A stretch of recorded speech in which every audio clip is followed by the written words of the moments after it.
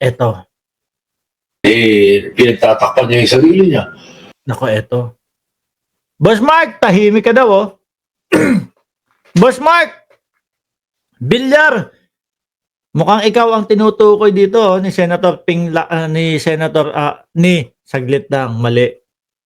Ni Senate President Tito Soto. Mukhang ikaw ang tinutukoy, oh. Mark, pakinggan mo. Ang pag-uusapan yung mga nangyari nung panahon na itong aming kasamang senador ay DPWH Secretary. Pinto muna natin yan. Meron pa bang iba? Sabi ni Lipata Marinel, Boss Mark Ramos, nangangamoy, impeachment na po. Huwag kayong ganyan. Baka mawalan ng gana sa hapunan.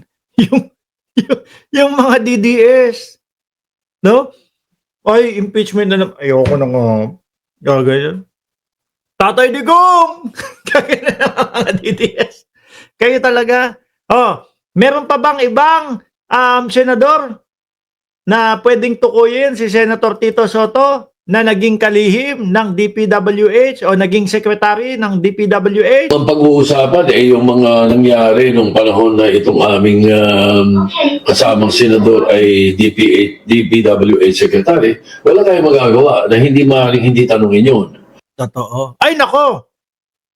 Tingin ko sa inyo po matatanong. Pero po doon sa ginawa na Senate Blue Ribbon Committee hearing ni Marcoleta, naku, para po silang may allergy dyan.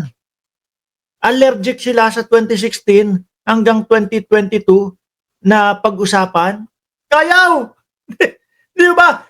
Si ano nga ho si Senator Rapi Tulfo, mga bossing. Si Senator Rapi Tulfo, sabi, mga diskaya, lagi nyo sinasabi sa amin na yung inyong mga gawa, yung inyong mga proyekto, maayos, mga standard lahat. Tinanong, ano po ang nangyari dito sa UP na dun sa eskwelahan sa UP, bakit po hanggang ngayon, simula 2018 hanggang ngayon, hindi pa rin ho tapos?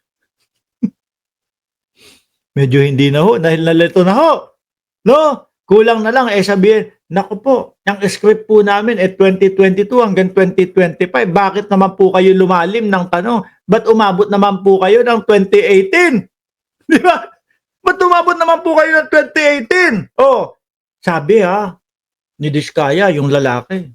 Kasi po yung mga professor dyan, yung mga professor po dyan, ayaw kaming payagan tumuloy-tuloy. Sila nga yung nangangailangan. Sila nga ho yung nangangailangan nung mga classroom. Tapos sila pa parang parehas na parehas ho yun yung napanood natin doon sa Congress, mga bossing. Nung medyo ginigisa na, sabi, Mr. Chair, tayo din po nagwa-water cannon, no? Nagalit si Paduano. Sabi ni Paduano, Mr. Chair, ano sinasabi mo na nagwa-water cannon ng Pilipinas? Kasi magagalit ka naman talaga Magagalit ka kasi mga bossing, ang naratibo ng China ay pamukha sa buong bansa, sa buong mundo na binubuli natin sila. Tapos tayo yung nag-uudyok para bombahin ng water cannon, etc. So yun yung galit si Paduano doon. Nataranta ho, mga kababayan. Mark din ang pangalan. Lintik tayong mga Mark. Sasama ko na yung sarili ko. Nandito na po yung si Alaga 143 na alagaan ko kaya ito. Alaga, magpaalaga kaya sa akin. Shout out sa iyo. Mga kababayan, Mark din ang pangalan nun. Sabi taranta. Mr. Chair, ang water cannon po ay is a facility.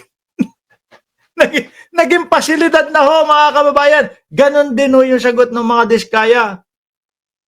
Ang sabi Mr. Chair, ano sabi ng mga diskaya? Yung mga professor po ayaw Pero ayaw ng mga professor. Sila nga yung mga gustong-gusto ng mga classroom. Diba sabi ni Ma'am Neng Gigi, napansin nyo na wala yung yabang nila Bato, Robin, Amy, Joel sa Senado dahil palagi nakatayo at palakad-lakad at tatawa ng tawa sa room ng Senado. ngayon behave. Dapat lang po. 'Di ba? Dapat lang, sabi ni Ma'am Christmas. Huy Mark, lagot ka kay Mrs. Ramos. Ito naman, hindi mabiro. Anyway, mga bossing, tuloy natin. Yung senador, nananahimik, siguro, wala naman siyang gustong sabihin. Baka naman kung nakialam siya, baka sabihin, pinagtatakpan niya yung sarili niya. So, hinahayaan niya yung committee na pag-usapan yun. Kaya tahimik lang. Hanggat sa, kapag ka nadawit na pag nasabi na yung aking pangalan. Pero tingin ko mga bossing, talagang dito lalo na si Senador Ping Lacson mga kababayan, ang hahawak ng Senate Blue Ribbon Committee at ang Senate President na po si Tito Soto. Feeling ko wala na tong mga sasantuhin eh. Meron nga po silang interview, meron pong interview si Senador Tito Soto, ang sinasabi niya is, tanda ko na sa politika. Patay kung patay na ito, ilalaban natin para maayos ang ating bayan. Di ba? Sa atin, hindi pag-usapan kung babalik tayo papuntang 2016. Di ba? Magkaiba eh. Sabi nila, this kaya tell it all. Pero hanggang 2022 at simula 2022 hanggang 2025 lang yung kanilang gustong pag-usapan doon. 'Di ba? Dut-dut, pintura, mababait, yung dating maaangas, tiklop silang lahat ngayon. Correct. Papanahon nila Duterte na nagsimula itong mga doon sa top 15 marami na nagsimula noong 2016 aray ko. Mga DDS, naririnig nyo, siguro galaitin na po sila kay Senator Tito Soto. Sorry. Senate President Tito Soto. Hindi ba? Tama ba ako? Pinakamalaki, diskaya. Kapag sinabi mong lahat, di ba? Hindi pwedeng 2022 hanggang 2025, lahat 2016 hanggang sa 2025, kahit pa umabot yan doon sa kapanahunan ni dating Pangulong Noynoy Aquino, kasama din dapat. Di po ba? Lahat, hindi kagaya nung ginawa nila doon sa Senate Blue Ribbon Committee ni Marcoleta 2022 hanggang 2025. Bad trip sila kapag ka bumaba sa 2022. Sabi ni San Kapunta to the Moon, ngayon sa plenary session, hindi na pwede yung magpuprosesyon mga DDS Senate kasi tiyak papansinin sila ni Senate President Soto. Correct. Ito mga bossing. Ikaw makinig din, Mark Villar. Ito yung sinasabi ni Senator Tito Soto. Walang sasantuhin. Kahit kapwa senador, walang sasantuhin mga boss. Actually, don't even sinasabi mo maraming babanggay. Para doon sa mga basher, nandiyan na po si Chi, si Max Safe at si Lloyda Mondero. Para po doon sa mga basher, doon sa mga nagpaplanong magpapatay kay Tito Soto. Nako, wapakits na daw sa inyo si Tito Soto. Baka kami, pag initan kami, babalatan kami ng mga basher, ng mga troll, ng mga kusino-sino. I actually don't even care anymore. Wala nang pakialam sa inyo.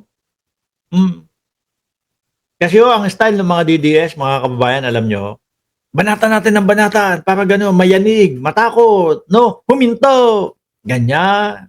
Sabayan natin ng sabayan yung pagsasalita ni Risa Ontiveros. Para huminto siya sa kanyang sasabihin. Sabay dila sa gilid. Hindi. Si ano pala yon? Si Joel. Si Joel Villan. Uy, magkakasin. Huwag niyo nating topic yun. Huwag niyo na kasi kung dinadala kay Joel, baka makasuhan tayo nun.